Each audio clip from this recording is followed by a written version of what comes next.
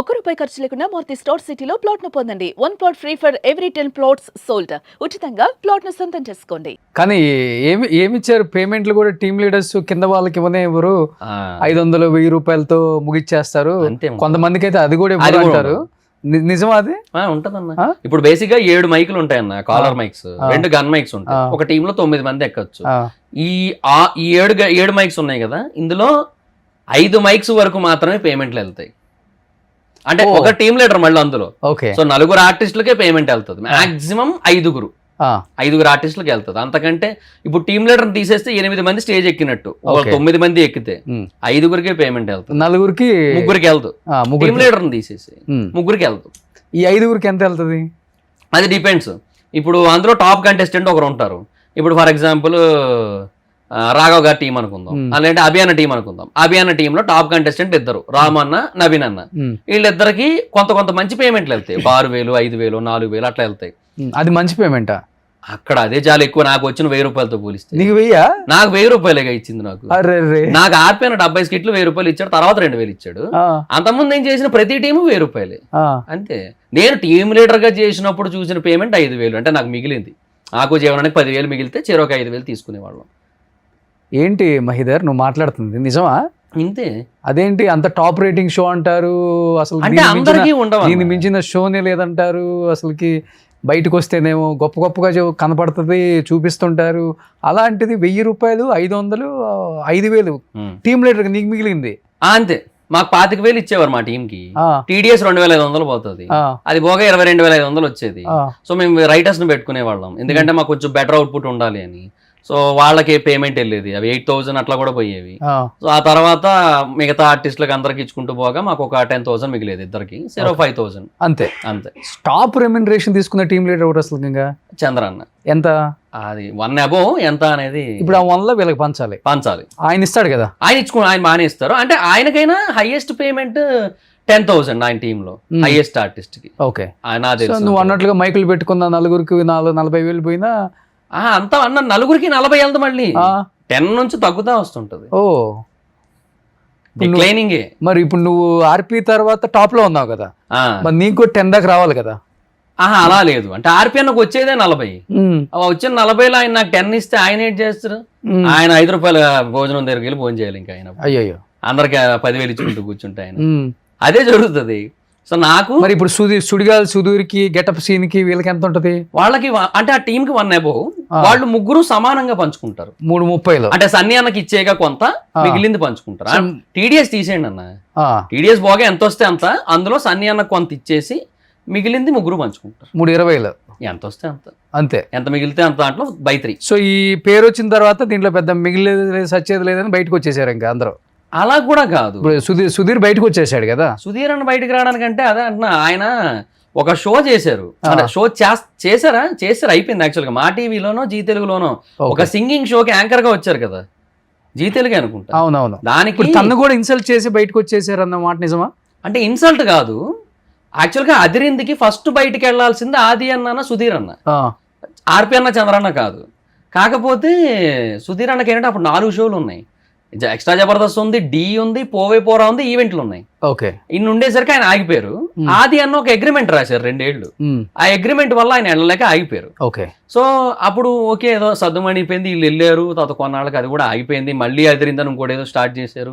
అది అంత వర్కౌట్ కాలే రేటింగ్స్ పరంగా. సద్దాం వాళ్ళకి బాగా పాపులారిటీ వచ్చింది, కానీ అది షోకి అంత హెల్ప్ అవ్వాలి రేటింగ్స్ పరంగా. మనకి ఏంటంటే యూట్యూబ్ వ్యూవర్షిప్ ఓకే ఫైన్, కానీ మనకి end of the day ratings important కదా. అది అవ్వలేదు. ఓకే అయిపోయింది. అయితే సుధీర్ అన్న ఇంక ఇక్కడే కంటిన్యూ అవుతున్నారు.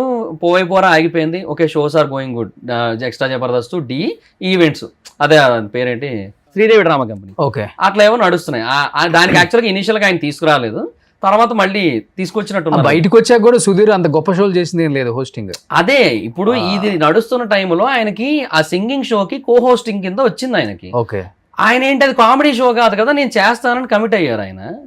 సో ఇక్కడ అలా కుదరదు, సుధీర్ ఈశ్వర్ ఈటీవీ, సుధీర్ ఈశ్వర్ మల్లెమాల ఇక్కడే ఉండాలనేసరికి నేను అక్కడ కమిట్ అయిపోయాను నేనని చెప్పి అట్లా బయటకు వెళ్ళారని తెలిసింది.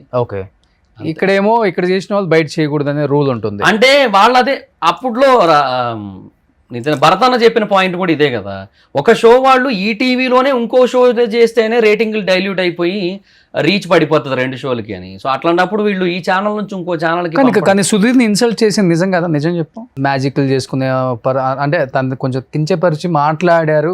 అది ప్రతి స్కిట్ లోనే ఉంటది. అన్నకు ఓకే, అన్న యాక్సెప్ట్ చేసేస్తారు. అన్న ఎప్పుడు అసలు హార్ట్ గా తీసుకోరు, అది ఓన్లీ ఫన్ కోసమనే చూస్తారు ఆయన.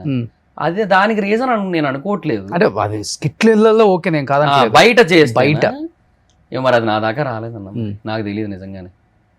ఎందుకంటే సుధీర్ పోయిన తర్వాత కూడా వీళ్ళు ఉన్నారు కదా, గెటప్ సీన్ వీళ్ళు రాంప్రసాద్ ఉన్నారు. తర్వాత కొన్నాళ్ళకి సీన్ అన్న కూడా ఇంకా మూవీస్ పరంగా బాగా బిజీ అయిపోయారు, అందువల్ల ఆయనకు కూడా కుదరట్లేదు. ఇప్పుడు ఆయన మిరాయిలో చేశారు, వాటిలో ఆయన వర్క్స్ ఆయనకి బాగా వర్క్ అయిపోతుంది ఆయనకి, అందుకే ఆయన కుదరలేదు ఇంకా. ఓకే, అంటే ఇంకా అంటే చెయ్యాలంటే కంటిన్యూ చెయ్యొచ్చు అన్న. కాకపోతే ఏమంటే మనం ఎండ్ ఆఫ్ ద డే ప్రతి ఒక్కరికి, అంటే నాకు కాదు కానీ చాలా మందికి ఇండస్ట్రీనే గోల్, అందరికి ఇండస్ట్రీనే గోల్, ఇండస్ట్రీలో క్లిక్ అవ్వాలి, ఇండస్ట్రీలో సెలెక్ట్ అవ్వాలి. తర్వాత వీళ్ళు ముగ్గురు కూడా ఏదో సినిమా తీశారు కదా, ఒక సినిమా రాంప్రసాద్, సీను, సుధీర్ కూడా తీశారు. అలా చెప్పాలంటే ఫ్రెండ్షిప్ ఇప్పటికీ అలాగే ఉంది. ఇప్పటికి కూడా చెప్పాలంటే వాళ్ళ ముగ్గురే స్ట్రాంగ్ కంటెస్టెంట్లు అని చెప్పుకోవచ్చు, ఫ్రెండ్షిప్ కూడా స్ట్రాంగ్ అని చెప్పుకోవచ్చు. ఆది అన్నది వాళ్ళ ముగ్గురు ఫ్రెండ్షిప్ కూడా అంతే బాగుంటుంది. ఎవరెవరు? ఆది అన్న, సీన్ అన్న, సుధీర్ అన్న, రాంప్రసాద్ అన్న. ఓహో, వాళ్ళు కూడా మంచి బాండింగ్ ఉంటుంది. నాకు తెలిసి రాంప్రసాద్ ఆది ఎక్కువ అనుకుంటా, బాగా ఎక్కువ ఉంటుంది. ఎక్కడికి వచ్చిన ఆది అన్న, ఆర్పి అన్న ఇంకా ఎక్కువ. అసలు వాళ్ళిద్దరు స్కూటీలు వేసుకొని అమీర్పేట రోడ్లన్నీ తిరిగేటోళ్ళు ఒకనొక టైంలో అయితే. ఓకే, అసలు టూ క్లోజ్ ఇద్దరును. ఆది కూడా చాలానే అన్నాడు ఎమోషనల్ అప్పుడు ఆర్పి. తర్వాత ఆది అను రాంప్రసాద్ కూడా వచ్చారు ఇక్కడికి. అవునవును, చూసాను. ఇప్పుడు టచ్ లో ఉన్నాడు ఆర్పి నీకు? ఉన్నారు, అంటే మొన్న కూడా వన్ ఆఫ్ ద రీజన్ ఆర్పి వల్ల కూడా నువ్వు బయటకు వెళ్ళిపోయావు అంటుంటారు, నిజంగా నాకు తెలియదు నిజమేంటో. ఆర్పి టచ్ లో ఉన్నాడా? ఉన్నారు. నేను వైజాగ్ లో నెల్లూరు పెద్దారెడ్డి ఓపెనింగ్ కి పిలిచారు, వెళ్ళాను, అప్పుడు ఉన్నా, కాంటాక్ట్ లో ఉన్నా. దాన్నే ఉంది, మణికొండలో కూడా అందరూ వచ్చారు, అంటే అందరు తిట్టించుకొని కూడా వచ్చారు మళ్ళీ. అంటే అదే అన్న, ఎండ్ ఆఫ్ ది డే అదే ఇంటర్నల్ బాండింగ్స్ వేరే ఉంటాయి కదా. మళ్ళీ అప్పుడు ఏమైనా ఐడియాలజికల్ డిఫరెన్సెస్ వేరే ఉండొచ్చేమో కానీ పర్సనల్ బాండింగ్స్ వేరు కదా. ఏది కాల్ చేయి ఒకసారి ఆర్పీకి. ఇప్పుడా? ఎదుగుతారులేదు, ఎత్తుతాడు లేడు అంటే అలా కాదు, ఆయన బేసిక్ గా ఏదో ఒక వర్క్ లో ఉంటారు కదా. నువ్వు మంచి రైటరు కదా మహి, ఇప్పుడు నువ్వు చేసినా చేయకపోయినా నీ సజెషన్స్ తీసుకోవడానికి కాల్ చేసే వాళ్ళు ఎవరు లేరా టీమ్ లీడర్స్? ఈ పంచుల మీద కానీ లేకపోతే లైన్స్ మీద? నాకు ఎవరైనా దేనికైనా ఫోన్ చేస్తారంటే ఫర్ ద పర్పస్ ఆఫ్ ఏదైనా వాళ్ళది ఏదైనా మూవీ ఏదైనా చేసింది రిలీజ్ అయితే దాన్ని ఇట్లా సుధీర్ కాల్ చేస్తుంటాడా? సుధీర్ అన్న ఎప్పుడు చేయరు, బట్ కలిసినప్పుడు చాలా బాగా. సుధీర్ ఫోన్లు కూడా ఎత్తాడంటుంటారు, నిజమేనా? ఎత్తరా? ఎందువల్ల ఏమో, చాలా రిజర్వ్డ్ ఏమో. మామూలుగా అయితే పొలిటీషియన్స్ ఎత్తరు, ఆయన చాలా రిజర్వ్డ్. మా దగ్గర కూడా అంతే, క్యారవాన్ లో ఉంటారు, బయటికి రారు ఎక్కువ, అలా స్కిట్ కు వస్తారు మళ్ళీ వెళ్ళిపోతారు, ఓకే. చాలా రిజర్వ్డ్ ఉంటారు ఫస్ట్ నుంచి కూడా, ఫస్ట్ నుంచి అంతే.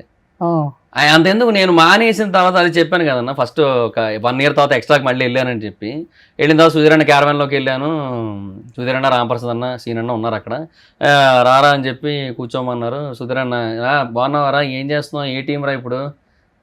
అప్పుడు ఎప్పుడో చూసాను టీం లీడర్గా, మళ్ళీ ఇప్పుడు ఏం చేస్తున్నావు ఇంతకీ అన్నాడు. అన్న నేను మానేసి 1 year అయిందన్నా అన్నాను. మానేసావు? ఎప్పుడు మానేసావు నువ్వు, ఎందుకు మానేసావు అది ఇది అంటే, రాంప్రసాద్ చెప్తున్నాడు, చాలా నాళ్ళు అయింది మానేసి, అదేవో చాలా రీజన్స్ ఉన్నాయి, ఇప్పుడు అయినా ఎందుకులే కానీ మానేశాడు అని చెప్పి అప్పుడు చెప్తున్నారు. అంటే ఆయన అంత అప్డేట్లో ఉండరు, కాంటాక్ట్లో ఉండరు, అంతే. ఎవరికి కాంటాక్ట్లో ఉంటాడు ఎక్కువ మరి? సీన్ అన్నకి, ఆది అన్నకి, నాగబాబు. ఈ ఫంక్షన్స్ కూడా బయటకి ఎక్కువ రాడు, చాలా రేర్. వాళ్ళ మమ్మీ డాడీ వస్తుంటారు అన్నిటికీ, అంతే, చాలా రేర్. నాకు మొన్న పెద్దంతల టెంపుల్లో జరిగిన దానికి మట్టుకు జస్ట్ వచ్చి ఒక 15 minutes అలా ఉండి వెళ్ళిపోయారు. అంటే మామూలుగా అయితే పెద్ద పెద్ద హీరోలు తొందరగా రారు, అంటే జనంలోకి రాకూడదు, ఇలాంటివి ఏమన్నా ఉంటాయా? అది స్టార్టింగ్ స్టేజ్ నుంచి అంతేగా అన్న. అట్లాంటివి ఏమన్నా? అలా ఏమో, ఫ్యాన్స్ కలవకూడదు, లేకపోతే ఫ్యాన్స్ మధ్యలోకి రాకూడదు, అందరికి కనిపిస్తే స్టార్డమ్ తగ్గుతుంది, అది మెయింటైన్ చేయాలి. మిగతా హీరోలు మెయింటైన్ చేస్తుంటారు, అల్లు అర్జున్, ప్రభాస్, ఇట్లాంటి వాళ్ళు మెయింటైన్ చేసినట్టు మనం కూడా మెయింటైన్ చేయాలి, ఇలాంటిది ఏమైనా ఫీల్ అవుతుంటాడా? ఏమో అలా ఎప్పుడు నాకు అనిపించలేదు. సుధీర్ అన్న ఎప్పుడు అలా అనుకోరని అనుకుంటున్నాను నేను. నా ఒపీనియన్ అయితే మాత్రం ఆయన ఎప్పుడు అలా లేరు. ఎందుకంటే మాతో మాట్లాడినప్పుడు తెలుస్తుంటది కదా, సో ఆ జెన్యూనిటీ ఫీల్ అవుతుంటాం ఆయన మాటల్లో, ఓకే ఆ కన్సర్న్ అనేది మనకు అర్థం అవుతుంటది. బట్ నువ్వే అన్నావు నా ఫోన్ ఎత్తరు మళ్ళీ, అదే అంటున్నా. నేను చేసా ఒకసారి, ఒక రోజు నేను ఒక లైవ్ పెట్టా, అంటే కంటిన్యూస్ 12 hours లైవ్ పెట్టా. సో ఆ టైంలో మా లైవ్ లో ఏంటంటే జబర్దస్త్ వాళ్ళకి చేయన్నా లైవ్ లో టైం పాస్ అవుతుంది అది అని అన్నారు. సరే అని చేశా. ఉదయం ఎత్తలే, ఆదర్ని ఎత్తారు, చంద్రాన్ని ఎత్తారు, సీనాన్ని ఎత్తారు, రావు గారు ఎత్తారు, చంటన్ని ఎత్తారు, అందరూ ఎత్తారు. మరి ఎత్తకపోతే మెసేజ్ కన్వే చేసేది ఎట్లా? ఏదన్నా ఎవరికైనా అర్జెంట్ అవుతుంది, ఒకటి చచ్చిపోతున్నాడు, సుధీరే మంచోడు, సుధీర్కి ఫోన్ చేస్తే హెల్ప్ అవుతుంది, ఫైనాన్షియల్గా ఇప్పుడు బాగా స్ట్రాంగ్గా ఉన్నాడు, అందరి మీద తనే బాగా సంపాదించాడని చెప్తున్నారు కదా, మరి అట్లాంటి వాడు ఏదైనా హెల్ప్ చేస్తారని కాల్ చేస్తారు, ఎత్తరు, ఏంటి ఒక ప్రాణం పోతుంది, అప్పుడు ఏంటి? అదే మనం ఏదో సీనన్న త్రూ అలా ఏమైనా వెళ్ళొచ్చు. ఓకే, సీనన్నతో కాల్ నాకు తెలిసి ఆల్మోస్ట్ ఎక్కడున్నా లిఫ్ట్ చేస్తారు, బాగా క్లోజ్. అంటే ఎంత క్లోజ్ అంటే ఇంకా అసలు మ్యాక్సిమం ఇంకా బాగా జిగిరి దోస్తులు అంటారు కదా, ఇంకా అలా అనమాట.